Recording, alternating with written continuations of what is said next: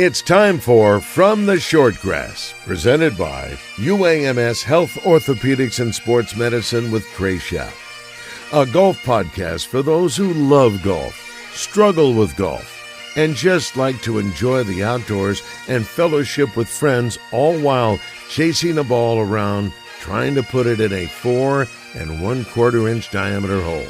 From the Shortgrass is presented by UAMS Health Orthopedics and Sports Medicine, and brought to you by Stevens Incorporated, an independent financial services firm with the freedom to focus on what matters most. By Beechwood Hospitality, we partner with you to deliver high-yield results by managing, developing, and investing in top-quality hospitality assets. And now, from the Shortgrass, here's your host, Trey. Welcome to another edition of From the Shortgrass, presented by UAMS Health, Orthopedics, and Sports Medicine. I am your host, Trey. Ortho Now is now open at the Orthopedic and Spine Hospital at UAMS Health. If you have an orthopedic injury, sports, work, or anything else, walk in and see the best in orthopedic care. No appointment is needed. Ortho Now, open Monday through Friday, 8 a.m. to 8 p.m., and Saturday, 8 a.m. to noon. Conveniently located at the Orthopedic and Spine Hospital at UAMS Health. The Little Rock Trojans men's golf team won the Ohio Valley Conference Championship, and they did it in dramatic fashion. It came down to the final match and the final hole. Matteo Cristione was able to sink a 6-foot birdie putt to give the Little Rock Trojans the win. Last year, the Trojans fell short of winning the Ohio Valley Conference, but this year they did it and secured their trip to the NCAA tournament. Here's Matteo and Coach Austin Oaf after the victory. On the 16th hole, you're one down. What was going through your mind right there? I knew that in the first 14 holes, I made 14 straight pars. I was playing good. I had a lot of greens, but I have a lot of chances between 20-footer to 30-footer. So I just said to myself, like, if we can put something inside 15 feet, I think we're gonna make it. So 16, I just drove it perfect down the middle, and the adrenaline was pumping. And I just, from 90 yards, I just kind of went long on the fringe. 2 really tough putts, and I was lucky that the guy from UT Martin missed a 15-footer putter for birdie. So we tied a hole with a par, and after we were adding to 17 is like a tricky hole, dog leg left. You have like a lot of rough on the right, and you just hook down on the water on the left. So I just said to myself, like, 2 good strokes, and I think with 4 we can win the hole. And I played really defensive, like played 2 iron from the tee, 8 iron on the fringe, and 2 putt and won the hole. And after we went to 18, and I hit a really solid driver, 7 iron in, and I didn't hit the 7 iron the way that I wanted to, and went left and just short of the bunker. Really tough lie. I made a good flop to about 6 foot and was straight uphill. You went first and I missed it, and I knew at that moment like I was gonna make it. And yeah, that's what happened. 6-footer uphill to win for the team. What was that feeling like? Were you nervous over that putt at all?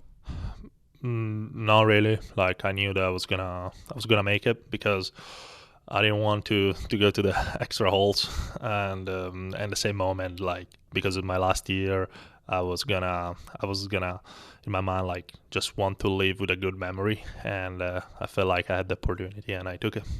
Coach, congratulations, Ohio Valley Conference champions, in your second year leading the Little Rock Trojans. After a disappointment last year, you get it done this year. It has to feel good.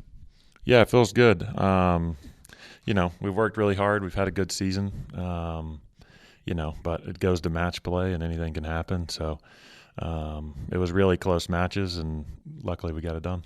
What can you say about Matteo down the stretch? You have to sit him in the morning matches. He comes back and he performs, and down the stretch gets the final point that Little Rock needed to win the Ohio Valley Conference in the championship match. Yeah, for sure. I mean, can't say enough good stuff. He was ready to go in the afternoon.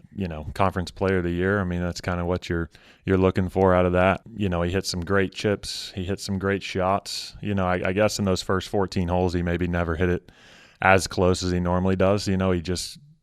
So the birdie chances weren't maybe as there as much as he would have liked, but then, the finish was great. I mean, the last 4 holes he played almost perfect. You guys obviously had a bullseye on your back. Loaded team, best team in the state of Arkansas, tops in the OVC, freshman of the year, player of the year, coach of the year, multiple all-conference players.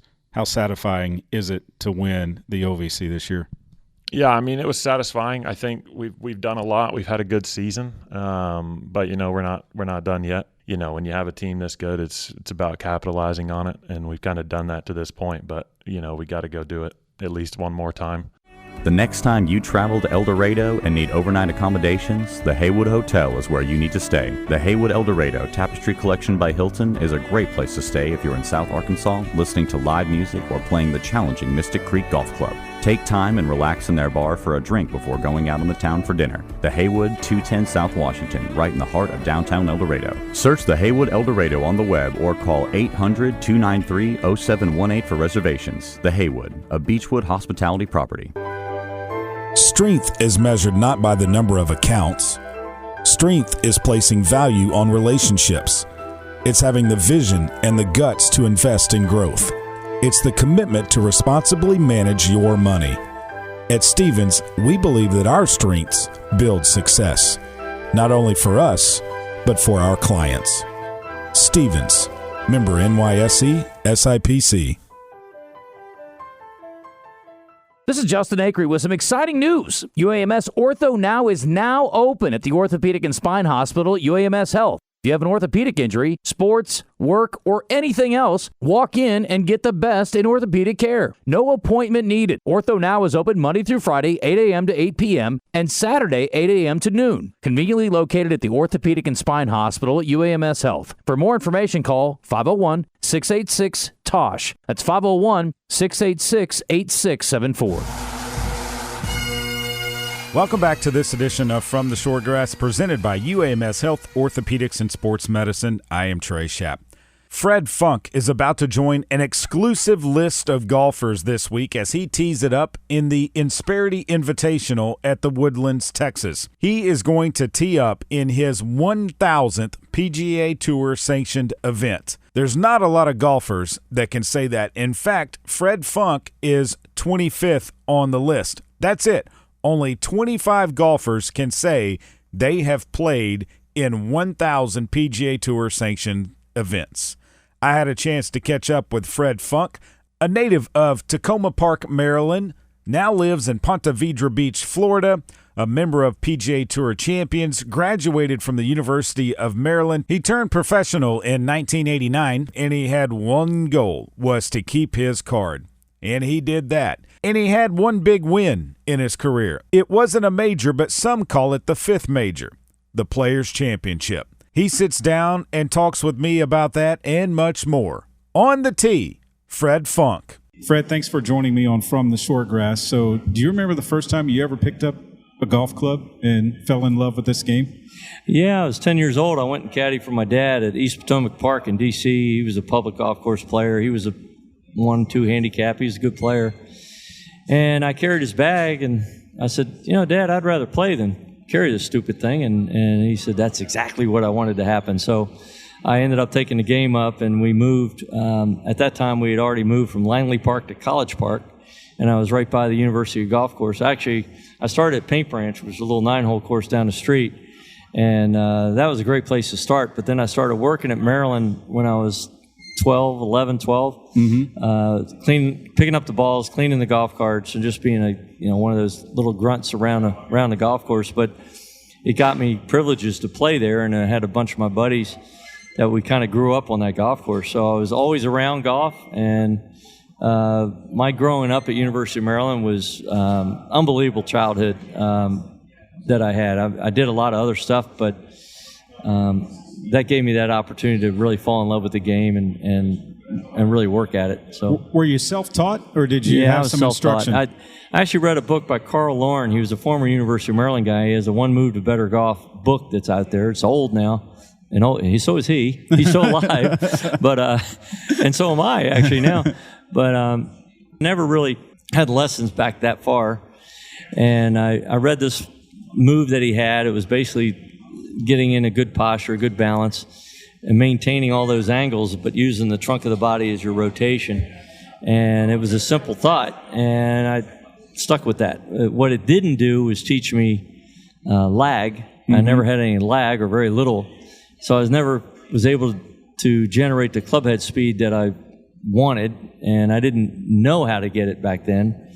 And nobody really, at that point I was already dug deep into what my swing was, and I never really wanted to change it. The irony was that once I got on tour in '89, I got out, but I remember in '92, '3, '4, somewhere in there, I started going around and seeing Jim Flick and Harmon and Ledbetter and on and on and on, just to see what they would say. And they all had different ways of saying the same thing. They had different ideologies, but it basically was, getting in the basic fundamentals and working from there with their idea of how to get the club started on the way back, how to initiate the swing, how to initiate the downswing. But I already have my thought, and I never changed it. I remember going to Butch, and I've always had a bowed wrist, and I was shut at the top. I never taught myself that. It just ended up being that way. And I couldn't feel it up there, so I didn't care. Right. I didn't know. But Butch says, everything looks good, Fred, but we got to change that closed face at the top and the bowed wrist. And I go, Butch, I've done this my whole life. I try to change that, I'm bouncing right off tour. There's no chance I'm changing that. He says, well, that's probably true. So, yeah, that's probably a good thought. And I left, and I said, I'm not trying to do anything to change that. Fast forward, and now they're teaching you the shallowing of the wrist. Shallowing of the club is bowing the wrist on the way down. And then he taught Dustin Johnson, well, you couldn't have a more bowed wrist than that. No. And he never tried to change them. So I never really got a chance. I always wanted to, when I saw Butch, to go, remember you wanted me to change that? And now you teach it? And I would like to hear what he says. But anyway. Probably be an interesting conversation. So when you were growing up, you played multiple sports and you also boxed. That was a sport. It was a sport, yeah. But, I mean, most people, I guess, don't think of young kids as boxing. You don't get into that and then go into golf. Yeah, the boys' clubs in PG County, it was called the Junior Golden Gloves at the time. And Junior Golden Gloves is age and weight. And then you go to the Golden Gloves and it's just weight. So it had nothing to do with age. So I started when I was 8 years old.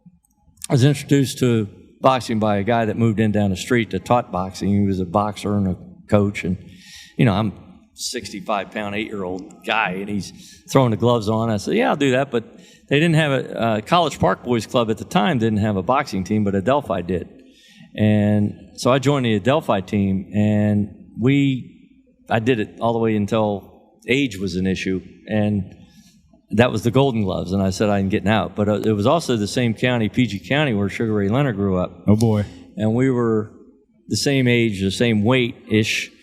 And my coach kind of wanted me to dodge him the whole time. And I did. I wish to this day I fought Sugar Ray at some point in both of our growing up lives, adolescent lives, to say I got my ass kicked by Sugar Ray Leonard.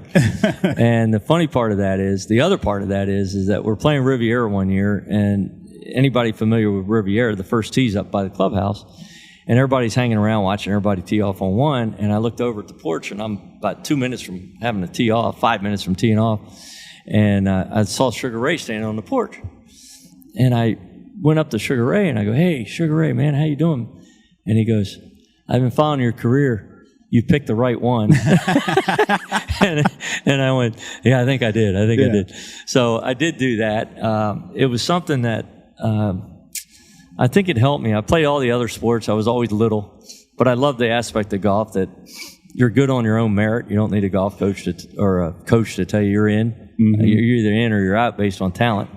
And you could always measure yourself based on that talent. And I think the biggest thing that helped me is the discipline of the training of boxing and wanting to get in the ring. And I enjoyed it. I mean, I did it until I was 17, and then I got out. Although when I was 20, we had a guy named Terry Butner that was trying for the Olympic team.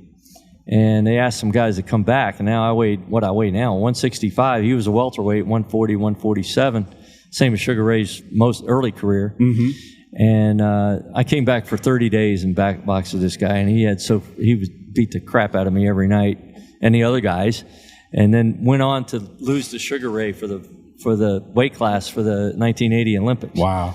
And the 1976, 80, and 84 Olympics were the three best boxing teams in history, supposedly, that the American team ever had. So it was pretty neat to be a part of that, and kind of being a part of that. It would have been better if Terry won, or he probably would have if he wasn't trying to eliminate Sugar Ray. That was a hard task to do. But yeah, it was great. The discipline, the training, the willingness to get in the ring, get your head. The one thing I learned in boxing, you're going to get hit. No doubt. All the time. No doubt.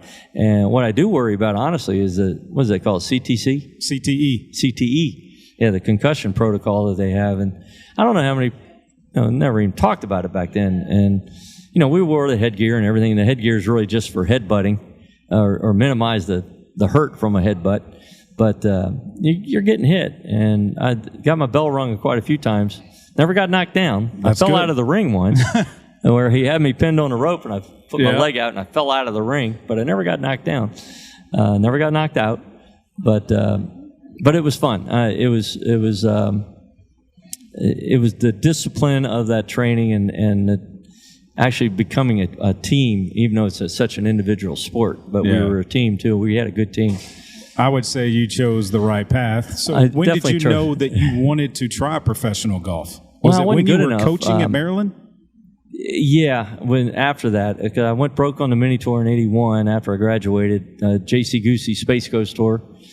The leading money winner was J.C. Goosey every year, but I managed to stay eligible after the spring and the summer, and then in the fall I went belly up and I came back home and I was working manpower and I was cleaning out this burned out warehouse in the winter in D.C. and looked like a coal miner every day I was coming home, miserable.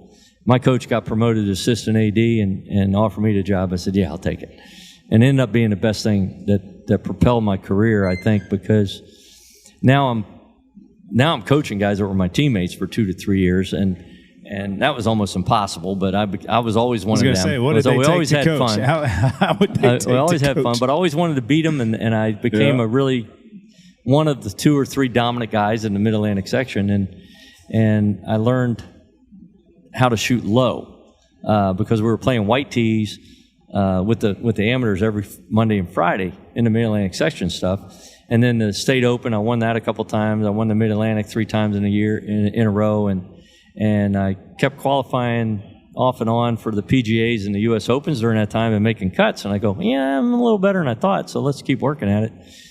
I was 32, 33 years old when I finally made it, and I lost my card that rookie year in '89 and got it back and never had to go back. Highlight of your career was it 2005 at the Players? Yeah, that's my signature win, no question. No question. But winning the U.S. Senior Open too, and I was paired with Greg Norman the last 2 days, and I thumped him. I beat him by 8. I won by 6. I shot 20 under, which is the lowest stroke total ever, or under par total, I guess, in any USGA event in history, and they never really talk about that. And we were playing cricket stick, which was a hard golf course. That's a tough course. And I just was on fire that week and played really good and got that USGA trophy. But the Players that was a biggie. What do you remember about that week? It was a miserable week weather-wise. A lot of people don't remember we went to Monday, and not only did we go to Monday, I had 32 holes to play on Monday. So I only got 40 holes of golf in 4 days because it rained and it rained and it rained.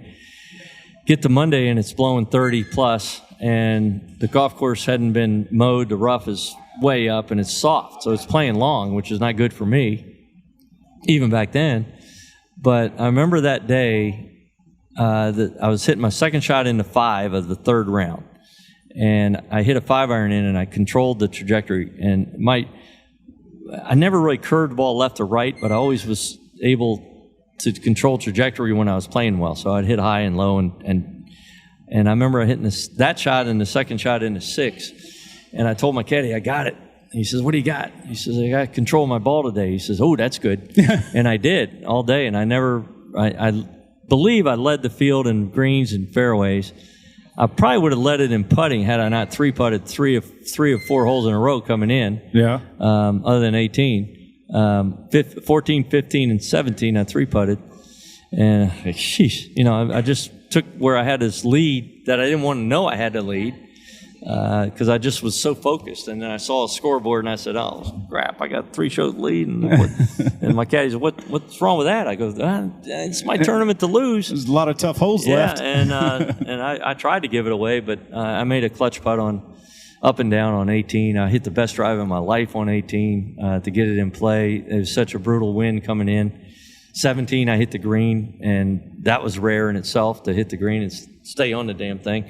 So it was a great win. I mean, it was my hometown now, and that big a tournament, the strongest field. It's so-called fifth major in my mind. It's a major. It is a major. I think so. Yeah, I would agree with you there. This week, you tee it up for the 1,000th time at a PGA Tour Sanctioned event.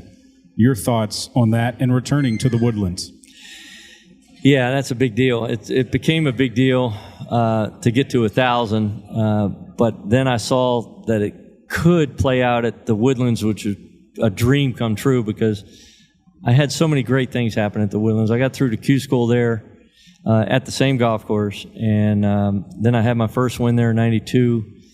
I got the course record there, still holds up, and we're still playing there, 62 on that Saturday. And 20 years later, I won with Taylor on the bag. My current wife I met there in '92. Sharon's wonderful. Throughout my whole career, she was the reason I had a career. The godparents of my kids are there. It's just so many cool things have happened there at the Woodlands. So when I saw that I could play this thing out and make that the week, and it's going to happen, assume I could stay in one piece between now, for the Woodlands. Even when I show up at a tournament, I'm not sure I'm able to finish. True. So, but I'm going to be there, and just can't wait, really. Have you looked, Fred, at some of the names that are above you that have played and teed it up in over 1,000 PGA Tour events? I know I'm 24th or 5th. 25th. Yeah. Mark Brooks right ahead of you. But Arnold Palmer is on the list. Mark Calcavecchia is on the list. Chichi Rodriguez. Yeah, and I tell you, the common denominator there is most of those guys came out, if they went to college, they came out right out of college. Jay Haas. Yeah. Actually, I thought is that combined? That's combined, obviously. So yes. I thought he was number one. So Miller Barber's number one at 1,300. But, most of those guys have 10 years on me. And so that's why they have that 1,113 and 1,200. Right. But, that's cool in itself. But the fact that I had one simple goal was to qualify for the PGA Tour and keep my card one time. And that was as simple as that was the number one thing. Number two was how good can Fred Funk be? Can I be good enough to stay out here once I got out here? And I remember when I qualified for the tour, I said, man, I qualified for the tour, and then I lost my card. And I was so dejected because I didn't do what I wanted to do, was to keep my card. Mm-hmm. And I got my card right back, and then I kept it, and I said, all right, I did it. Now I can live with myself. But I also gave it everything I had to see how long I could stay out here. And it honestly didn't take it took me at least till the mid-'90s before I felt like I really belonged on the tour. And why is that? I didn't believe in myself. I didn't believe in the ability I had. I was so hard on myself, and I expected a lot, but at the same time, I felt like I had to outwork the guys to stay out here and compete. And I did, and I worked my butt off every week. But that alone was one drive, is that if I ever lost my card, I wanted to know I gave it everything I had. I didn't want to leave anything in the tank and just say, I could have done it if I worked a little harder. I don't think I could have worked any harder. I could have believed in myself a lot earlier, and I wish I did that, because I was really good. I had a lot of control of my golf ball. I was never a power player. I was just ball control. And I could go out there and hit a lot of good shots and have a lot of opportunities for birdies. And when I got hot with the putter, I was competitive. And I seemed to thrive on